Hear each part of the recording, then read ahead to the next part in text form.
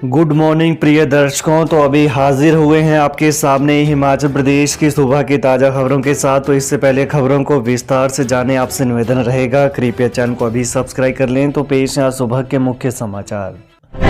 लाहौल के आलू के बीज को 200 रुपये महंगा खरीदेगी प्रदेश सरकार। देश भर में प्रसिद्ध जनजातीय क्षेत्र लाहौल का आलू बीज बाहरी राज्यों के बेचने के लिए तैयार हो गया है। प्रदेश सरकार भी 200 रुपये महंगे दाम के साथ आलू की खरीद करेगी। राज्य सरकार ने इस बार 4,700 रुपये प्रति क्विंटल का रेट तय किया है। वहीं गत साल यह भाव 4,500 रुपये था। राज्य सरकार भी 7,000 बैग लाहौल के आलू का बीज खरीदेगी। इसके अलावा देश के अन्य राज्यों से भी बीज की डिमांड आने लगी है। पेपर लीक मामला, आरोपी लाइनमैन को बिजली बोर्ड ने किया निलंबित। बेटे के लिए 1 लाख में खरीदा था पेपर।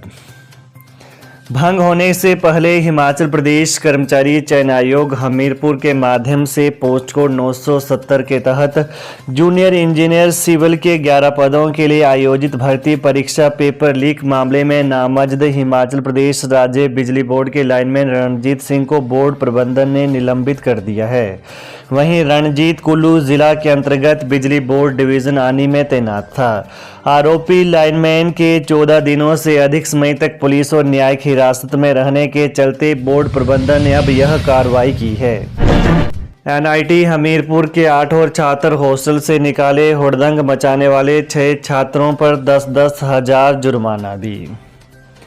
राष्ट्रीय प्रौद्योगिकी संस्थान एनआईटी हमीरपुर में करीब 11 दिन पहले रात को शराब पीकर पहुंची एक छात्रा समेत 7 छात्रों पर संस्थान की ओर से कड़ी कार्रवाई करते हुए उन्हें 1 साल के लिए हॉस्टल से निकाल दिया गया है। इनमें से 2 छात्रों को 1 साल के लिए संस्थान से बाहर किया गया था, जबकि कुछ को हॉस्टल से बाहर निकाला गया था, जबकि अन्य को फाइन लगाकर और वार्निंग देकर छोड़ा गया था। सचिवालय नहीं गए सीएम, सुक्खू ओकओवर में अफसरों से की बैठकें। मुख्यमंत्री सुखविंदर सिंह सुक्खू पिछले कल सचिवालय नहीं गए। सरकारी आवास ओकओवर में ही अफसरों के साथ मुख्यमंत्री ने बैठकें की।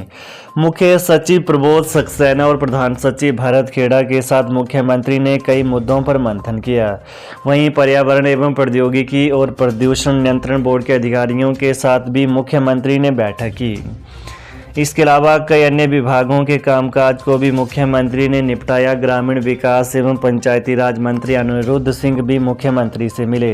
प्रधान सलाहकार मीडिया नरेश चौहान भी ओकओवर में मौजूद रहे। सूत्रों ने बताया कि अभी कुछ दिन तक मुख्यमंत्री ओकओवर से ही कामकाज देखेंगे। जीएसटी उगाही में 9% की छलांग, आबकारी विभाग ने जुटाए 516 करोड़ रुपए, 41 करोड़ की बढ़ोतरी।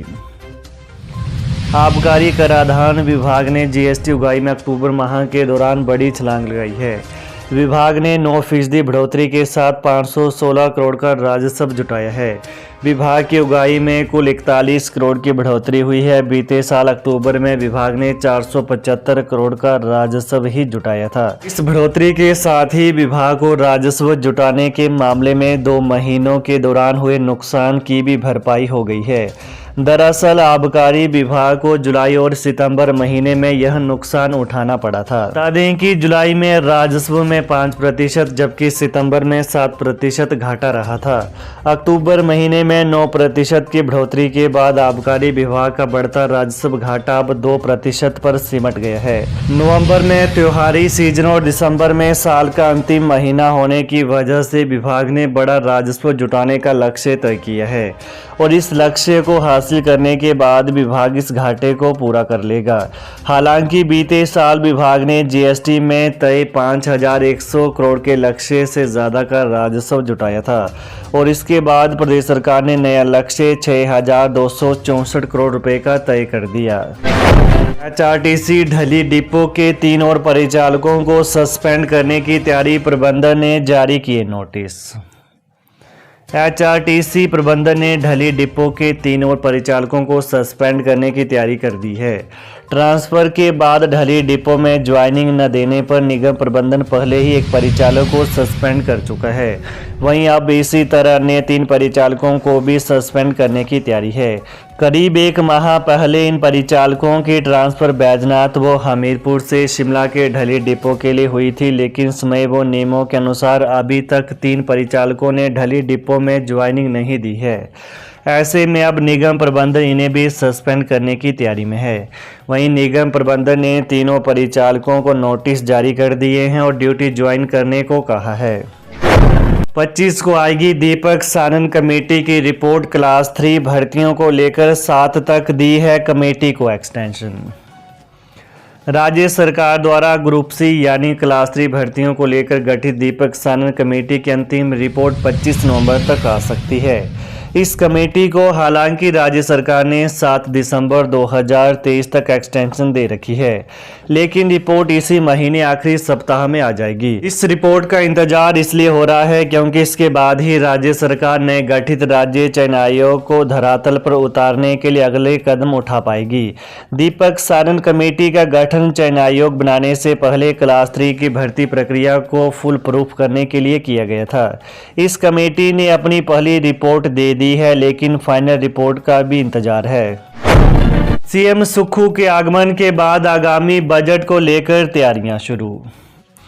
मुख्यमंत्री सुखविंदर सिंह सुक्खू के आगमन के बाद आगामी वित्तीय वर्ष 2024-25 के बजट को लेकर तैयारियां शुरू हो गई हैं। इसके तहत मुख्य सचिव प्रबोध सक्सेना ने वित्त विभाग के अधिकारियों के साथ बैठक की, जिसमें आगामी बजट की तैयारियों का फीडबैक लिया गया। अधिकारियों ने इस दौरान जानकारी दी कि सभी विभागों के प्रारंभिक बजट प्रस्ताव ले लिए हैं।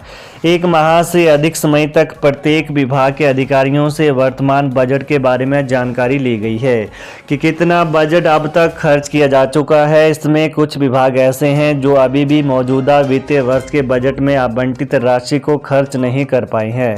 ऐसे में इन विभागों को निर्धारित समय अवधि यानी 31 मार्च 2024 तक बजट राशि को खर्च करने की हिदायत दी गई है। हो जाओ तैयार, बम्पर भर्तियां ला रही सरकार। जल शक्ति विभाग, वन विभाग, शिक्षा विभाग में भरे जाएंगे इतने पद। जल्द ही राज्य में नौकरियों का सूखा खत्म होने वाला है।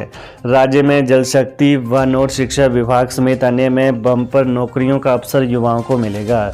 राज्य चयन आयोग के गठन के बाद सरकार ने जिन पोस्ट कोड पर कोई केस नहीं है उनके परिणाम घोषित करने की भी तैयारी कर ली है। प्रदेश में नौकरियों की बात करें तो वन मित्र के तौर पर 2061 पदों को भरा जाएगा, जबकि 100 पद वन रक्षकों के भी भरे जाने हैं। इसके अलावा जल शक्ति विभाग में मल्टीटास्क वर्करों के 5000 पद भी जल्द ही भरे जाएंगे।